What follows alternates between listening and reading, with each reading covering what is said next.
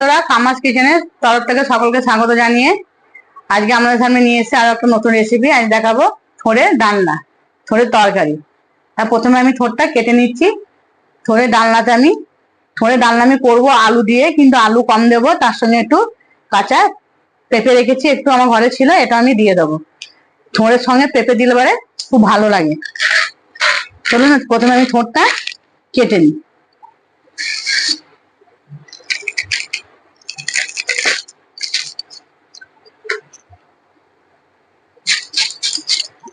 আমার থোড়টা একদম সরু।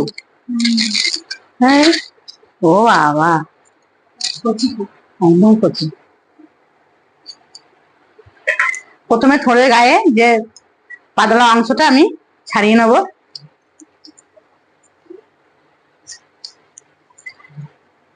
এভাবে হালকা করে ছাড়িয়ে নিতে হবে।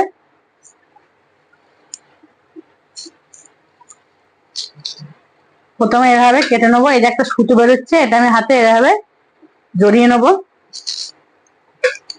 এই যে এইভাবে, এই যে সুতোটা বেরোচ্ছে, এই সুতোটা ফেলে দিলে পারে থোড়টা পুরো একটা একটা হবে কাটার পর। অনেকে আছে থোড় কাটতে জানে না, অনেকে বলে কিভাবে থোড় কাটে। এই যে এইভাবে যে বটির গায়ে সুতোটা লেগে যাচ্ছে, এটা ছাড়িয়ে নিতে হবে। তাহলে চলুন আমি এইভাবে থোড়টা আমি কুচিয়ে নিচ্ছি, কুচিয়ে নিয়ে আমাদের দেখাচ্ছি।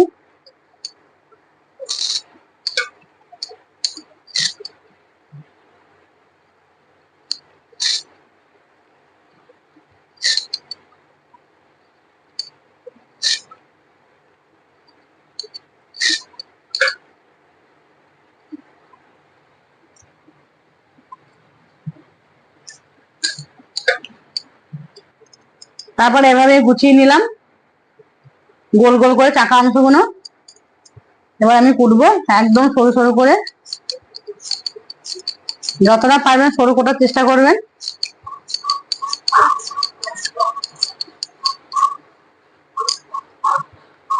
এই যে এতটা সরু করেছি আমি।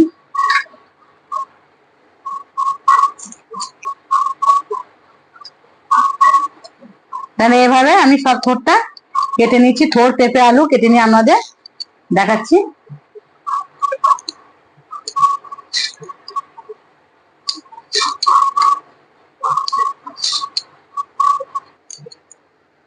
থোড়টা কোটা হয়ে গেছে। এবার আমি একটু লবণ মাখিয়ে থোড়টাকে চটকিয়ে নিচ্ছি। এত নরম থোড়টা। থোড় কাটাবার এভাবে নুন দিয়ে চটকি খানিক রেখে দেবেন। পুরো একদম তরকারি যখন হবে তখন থোড়টা একদম মুখে লাগবে না, মনেই হবে না এটা থোড় খাচ্ছি। এদিকে পেঁপে টুকরো টুকরো কেটে নিয়েছি, একটা ছোট আলু দিয়েছি, আর একটু আধখানা আমি টমেটো দিয়েছি, কারণ থোড়ের তরকারি বেশি টমেটো দিলে টক হয়ে যাবে।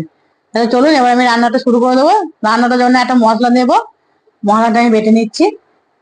রান্নার জন্য কড়াইয়ে তেল দিয়ে দিয়েছি, তেল গরম হয়ে গেছে। এবার দিয়ে দিচ্ছি পাঁচ ফোড়ন, দুটো তেজপাতা। পাঁচ ফোড়নটা একটু খুব সুন্দর গন্ধ বেরিয়েছে। এবার দিয়ে দিচ্ছি কুচি রাখা পেঁপে আর আলু, আমি একটু ভেজে নেবো ভালো করে।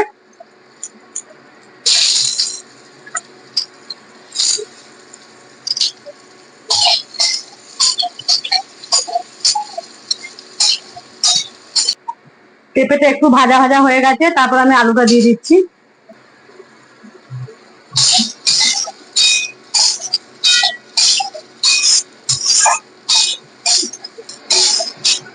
একটু হলুদ গুঁড়ো দিয়ে দিচ্ছি।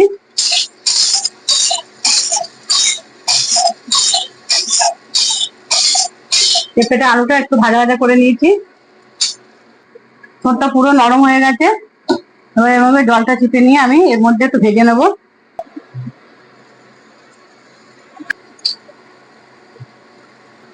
দেখুন ঠোঁটটা এতটা জল বেরিয়েছে। আর পেঁপে আলুর সাথে ঠোঁটটা ভালো করে নেড়ে নেবো।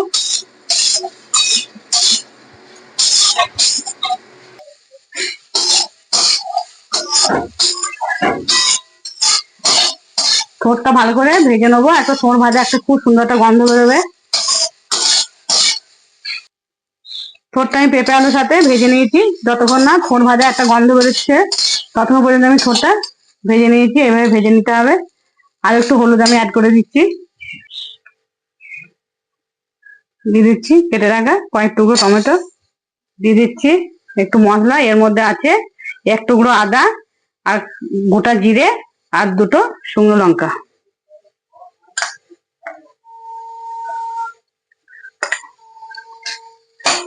একদম মশলা অল্প দিতে হবে, যেমন আপনি তরকারি করবেন যতটা পরিমাণ সেই পরিমাণ দেবেন।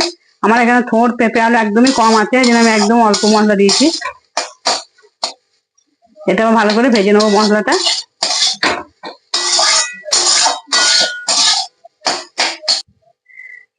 দিয়ে দিচ্ছি পরিমাণ মতো লবণ, যেহেতু থোড়ে লবণ দেওয়া ছিল জন্য আমি অল্প পরিমাণে লবণ দিয়ে দিচ্ছি।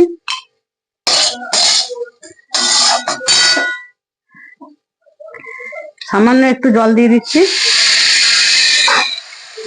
ভালো করে একবার মশলাটা কষিয়ে নেবো।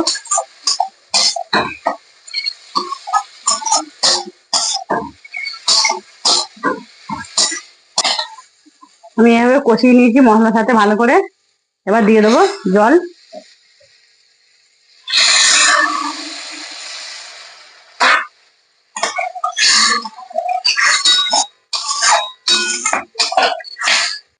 দিয়ে দিচ্ছি ঢাকা,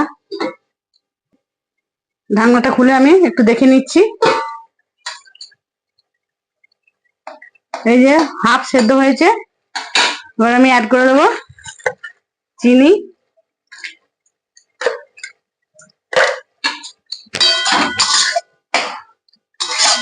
আবার একটু চাপা দিয়ে দিচ্ছি, ঢাকনা খুলে নিলাম। দেখুন কি সুন্দর মাখো মাখো হয়ে গেছে। আমি তারপরে একটু খুন্তি করে একটু এভাবে করে দেবো, তাহলে পুরো একদম ধর ধর তরকারিটা হবে। পুরো ঠোঁটটা পুরো গলে গেছে, একদম মনেই হচ্ছে না ঠোঁট পুরো গলে গেছে।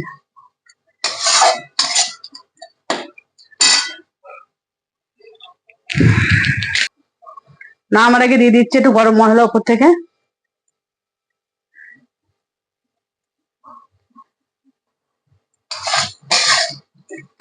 এটাও আমি থোড়ে তরকারিটা ডালনাটা পুরো আমি নিরামিষ পদ্ধতিতে বানালাম। এটা কোনো নিরামিষ দিনে এই রান্নাটা করে গরম গরম ভাত দিয়ে খেয়ে দেখবেন, আশা করি খারাপ লাগবে না, ভালোই লাগবে। নামার আগে দিয়ে দিচ্ছি একটু গাওয়া ঘি। এই রেসিপিটা বাড়িতে বানিয়ে খাওয়ার অনুরোধ রাখলাম। রেসিপিটা যাতে আপনাদের ভালো লেগে থাকে, লাইক করতে আমাকে ভুলবেন না, শেয়ার অবশ্যই করবেন। যেসব বন্ধু এখন সাবস্ক্রাইব হয়ে ওঠেনি তারা চ্যানেলটিকে সাবস্ক্রাইব করে দেবেন, যেসব বন্ধু করেছেন তাদেরকে অসংখ্য ধন্যবাদ। চ্যানেলটিকে সাবস্ক্রাইব করে আমার পাশে থাকুন। তাহলে চলুন রান্নাটা শেষ করে ফেললাম, এবার আমি এটা ঢেলে নিচ্ছি। তরকারিটা খুব বেশি শুকনো হবে না, ঠিক এরকম হবে একদম ঢলঢলের মতো, তাহলে খেতে ভালো লাগবে। হ্যাঁ, যা সুন্দর গন্ধ বেরোচ্ছে। একটা নিরামিষ রান্না, এই রান্নাটা নিরামিষ দিনে করলে মাছ মাংসকে হার মানাবে, অনেক ভাত খাওয়া হয়ে যাবে।